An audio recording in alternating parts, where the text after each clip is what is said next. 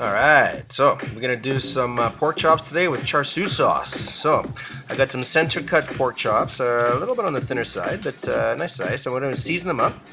My pan's preheating. Now, the char siu sauce is a fermented soya bean. It's quite sweet, and I really quite like this, especially for the barbecue. So, the pan's nice and hot. We're going to put in our chops. It's a little bit of seasoning, salt and pepper on them. We're going to brown them for a few minutes. When they're nicely brown, we're going to flip them over. So the pan's on just over a medium heat and got nice and hot. The water was beating. The meat goes right into the pan.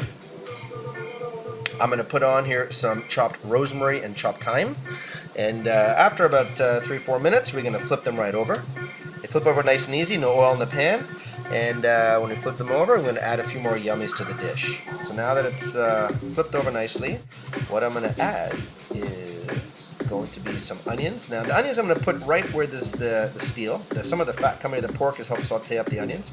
I'm going to put in some chopped coriander and some green onions.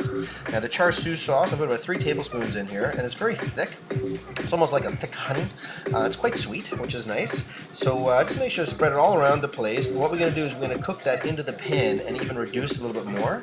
A bit of moisture will come out of the onions and the green onions as well. Right? So this is about 7 minutes later. The pork's pretty much cooked. What I'm going to just move everything around, nothing sticking, which is nice. And you don't want too high a heat because the sugar in the char siu sauce will start to burn. So now that I move everything around, it's caramelizing nicely. We want to reduce that sauce to make it nice and thick right before it burns, and it gives a nice, great caramelization on the meat.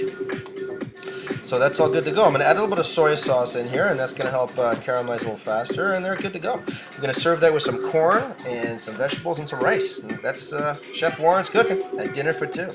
And if you like the video, subscribe to the page. Happy cooking.